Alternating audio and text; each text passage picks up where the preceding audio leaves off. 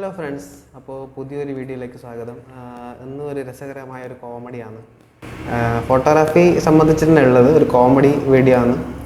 കഴിഞ്ഞ വീഡിയോയിൽ ഒരാൾ കമൻ്റ് ഇട്ടായിരുന്നു, ഞാൻ പറഞ്ഞ സുഹൃത്ത് നല്ല നല്ല ഹാപ്പി ആയി ആ കമൻറ്റിൽ.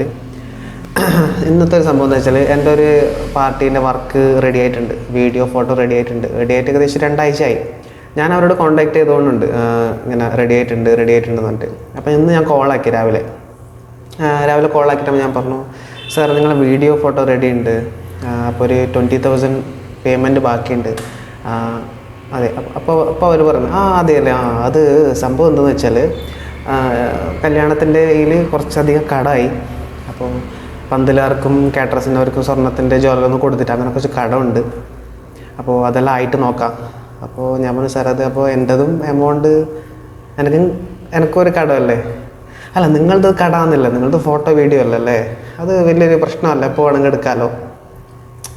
കേട്ടല്ലോ അവർ പറഞ്ഞത്, നിങ്ങളത് ഫോട്ടോ വീഡിയോ അല്ലേ, അത് എപ്പോൾ വേണമെങ്കിലും പിന്നെ എടുക്കാമല്ലോ, അത് ആ രീതിക്ക് പറഞ്ഞു. അപ്പോൾ ഞാൻ പറഞ്ഞു, സാർ അത് ശരിയല്ല സാർ പറഞ്ഞത്, സ്വർണത്തിൻ്റെ അടുത്ത് കടമുണ്ട്, കാറ്ററേഴ്സിന് കടമുണ്ട്, പിന്നെ പന്തലിനവർക്ക് കടമുണ്ട്.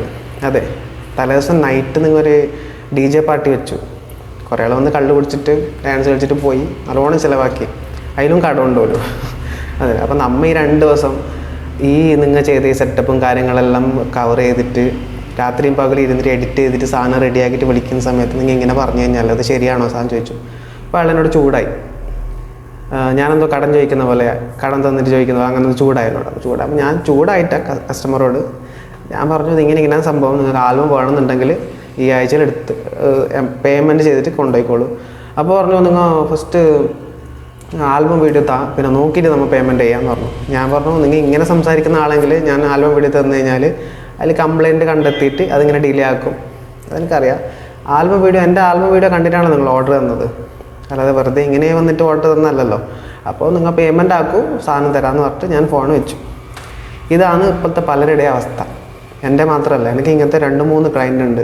എല്ലാ എമൗണ്ടും പെൻഡിങ് ആണ്, എത്ര വർക്ക് എടുത്തിട്ടും കാര്യമില്ല, നല്ല ഡെഡിക്കേഷൻ വർക്ക് എടുക്കും. ഇവരിപ്പോൾ മെഹന്തി ദിവസം ഒരു DJ ഉണ്ടാവും, അതായിട്ട് കല്യാണത്തിൻ്റെ അന്ന് വൈകുന്നേരം പറയും, വീട്ടിൽ ചെറിയൊരു നൈറ്റ് പരിപാടി ഉണ്ട്, ഒന്ന് എടുക്കുമോ. നമ്മൾ ഈ ടയർഡായിട്ട് ഓക്കെ പാർട്ടിയുടെ ഒരു ഇതല്ല, അവർക്ക് അത് ലൈഫിലൊരു സംഭവമല്ലേ, ഓക്കെ എടുക്കാമെന്ന് പറഞ്ഞിട്ട് നമ്മൾ അതും കവർ ചെയ്തിട്ട് അത് എഡിറ്റ് ചെയ്തിട്ടെല്ലാം കൊടുത്ത ശേഷമാണ് ഇങ്ങനെ ഈ പറയുന്നത്.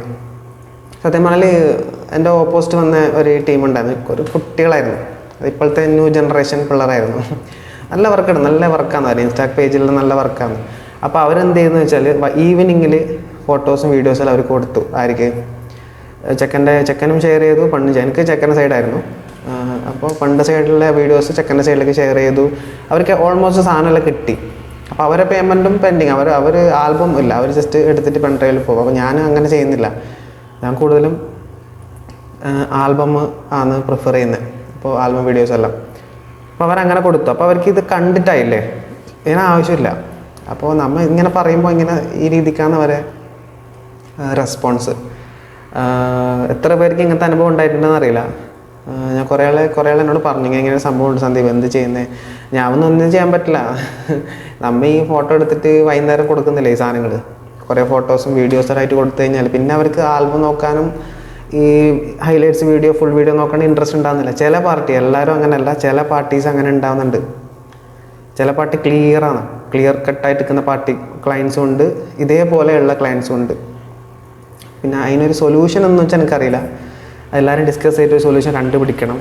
എനിക്കിന്ന് രാവിലെ ഒരു അനുഭവമായി, അങ്ങനെ ഞാനിത് എല്ലാവർക്കും ഷെയർ ചെയ്യാമെന്ന്. ഞാൻ ഷെയർ ചെയ്യാതെ ഇങ്ങനെ വെച്ച് ചെയ്യുന്നതിൽ ഇത് എല്ലാ ക്ലയൻസിലേക്കും എത്തണം. മനസ്സിലായില്ലേ? ഫോട്ടോഗ്രാഫി എന്ന് വെച്ചാൽ പറഞ്ഞില്ലേ, ഭയങ്കര സ്ട്രഗിളാണ്. ഇപ്പോൾ ഭയങ്കരമായിട്ട് സ്ട്രഗിളാണ്. കുറേ പേര്, എൻ്റെ കൂടെയുള്ള കുറേ പേര് ഫോട്ടോഗ്രാഫി ഇതേ ബിസിനസ് എന്ന് തന്നെ പറയേണ്ടി വരുന്നുണ്ട്. ഫോട്ടോഗ്രാഫി ബിസിനസ്സേ വിട്ടിട്ട് ഇപ്പോൾ വേറെ വർക്കിനൊക്കെ പോകുന്നുണ്ട്. സൈഡായിട്ട് കാണാൻ പറ്റുന്ന ഒരു സോഴ്സ് പോലെ ആയിട്ടുണ്ട് ചില ആൾ. ഞാൻ പറഞ്ഞില്ലേ, നല്ല പാർട്ടീസുള്ള ചില നല്ല ഫോട്ടോഗ്രാഫേഴ്സ് ഇപ്പോഴും ഉണ്ട് നമ്മുടെ കൂട്ടയിൽ. എനിക്കറിയുന്ന കുറേ ആൾക്കാരുണ്ട്, നല്ല പ്രീമിയം ആയിട്ട് നല്ല ക്വാളിറ്റി കൊടുക്കുന്ന വീഡിയോഗ്രാഫേഴ്സും ഫോട്ടോഗ്രാഫേഴ്സും കുറേ പേരുണ്ട്. അപ്പോൾ എല്ലാവരും ഒന്ന്